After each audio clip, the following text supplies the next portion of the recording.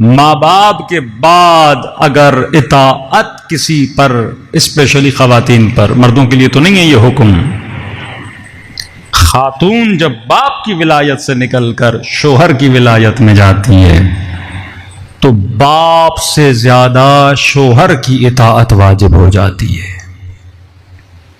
مثلا باپ بلائے کہ بیٹی میرے گھر آ جا، شوہر سفر پہ گیا ہوا اور بیوی کو کہے کہ میں راضی نہیں ہوں، آپ مثلا ماں باپ کے گھر جاؤ، اور اگر چلی جائے یہ تسلیم کامل میں نہیں ہے۔ آیت اللہ مزاری فرماتے ہیں عورت کا جہاد ہے شوہر کی اطاعت، جہاد ہے عورت کا۔ اب جہاد کا مطلب کیا؟ جب آپ جہاد پہ جاتے ہو آپ کو تیر لگتے ہیں، جب آپ جہاد پہ جاتے ہو آپ کو گولیاں لگتی ہیں، جب آپ جہاد پہ جاتے ہو آپ کا بدن زخمی ہوتا ہے۔ اب یہ تو نہیں ہو سکتا کسی خاتون کی شادی ہو جائے سب کو متقی شوہر ملے، تو نعمت خدا ہے کسی کو با اخلاق شوہر ملے، کبھی کبھی بد اخلاق مرد بھی مل جاتے ہیں کہ یہ تیرا جہاد ہے، اس کی بد اخلاقی بد دہنی پر بندہ کیا کرے؟ صبر کرے۔ اسی طرح مرد کے لیے بھی یہ جہاد ہے کہ اپنی بیوی کی بد اخلاقی پہ صبر کرے۔ آیت اللہ العظمیٰ قاضی جو آغا بہجت کے استاد تھے، آغا بہجت کے استاد، آغا طباطبائی، آغا کشمیری، بڑے بڑے عرفاء ان کے شاگرد ہیں، یہ واحد عالم ہیں جن کے سب سے زیادہ عرفاء شاگرد ہیں۔ وادی السلام میں ان کی قبر، جب بھی عراق جائیں ان کی قبر پہ ضرور فاتحہ پڑھا کریں۔ ان کی جو بیوی تھی بڑی بد اخلاق تھی، مشہور تھا، نجف میں مشہور تھا۔ لوگ کہتے تھے آغا قاضی بیوی کو طلاق دیں، کہتا میں اس طرح نہیں سوچتا جس طرح تو سوچتا ہے، میری سوچ وہی ہے جو علی نے مجھے سکھایا ہے۔ کہ کیا مطلب؟ کہ ایمان صبر اور شکر کا نام ہے۔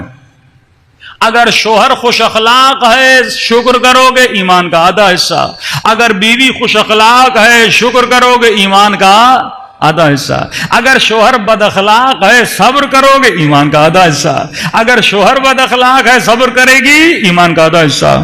کہ میں نے شکر تو کر لیا، اب اس کی بد اخلاقی پہ صبر کر رہا ہوں۔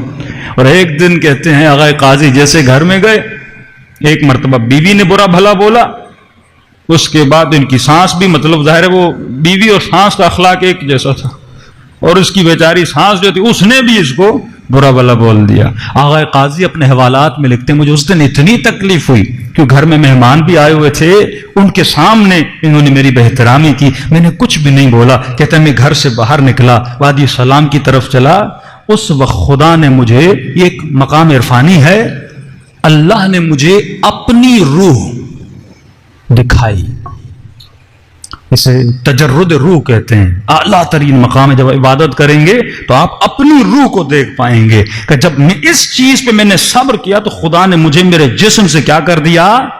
آزاد کر دیا۔ ہمارے استاد کہتے ہیں جب وہ اعمال کر رہے تھے، اذکار کر رہے تھے، تو کہتے جیسے آغا کشمیری کی قبر پہ وہ سورہ فاتحہ پڑھنے گئے تو وہاں پر خدا نے تجرد روح، تجرد روح کا مطلب ہے آپ کی روح آزاد ہو جاتی ہے۔ تو کہہ رہے ہیں میں قبر آغا کشمیری پہ کھڑا تھا تو میں اچانک محسوس کیا کہ میں اوپر چلا گیا ہوں، اور میں اپنے جسم کو زمین پہ کھڑا ہوا دیکھ رہا تھا۔ جسے تجرد روح کہتے ہیں، یہ بھی ایک لذت ہوتی ہے، روح بندے کی آزاد ہو جاتی ہے جب بندہ اللہ کی اتنی اطاعت کرتا ہے۔ تو زندگی صرف مزے مزے کا نام نہیں ہے، کہیں پہ شوہر اخلاق والا ہوگا، کہیں پہ بیوی اخلاق والی ہوگی، دونوں پہ انسان کو کیا کرنا ہے؟ یا شکر کرنا ہے، صبر کرنا ہے۔ باقی جو حقوق خدا نے بتائیں وہ تو الہی حقوق ہیں۔ بیوی کا سب سے بڑا حق مرد پر یہ ہے اس کا خرچہ پورا کرے، اس کی ضرورتوں کو پورا کرے، اس کے نفقے کو پورا کرے، اس کے لباس کا خیال ہے، کھانے پینے کا خیال ہے، اس کا حق پورا کرے۔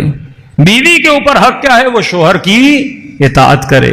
اب یہ نہیں کہ مرد اپنی اطاعت، جب اللہ نے ایک حق تجھے دیا ہے، مثلا مولا علی کو مولا بنایا ہے، ہر بندے پر واجب مولا علی کی اطاعت کرے۔ اب یہ تو نہیں مولا اس چیز سے لیاذ باللہ غلط فائدہ لیں، نہیں، فرمایا اہل بیت کی اطاعت واجب ہے، تو پھر اہل بیت کریم صفت ہے۔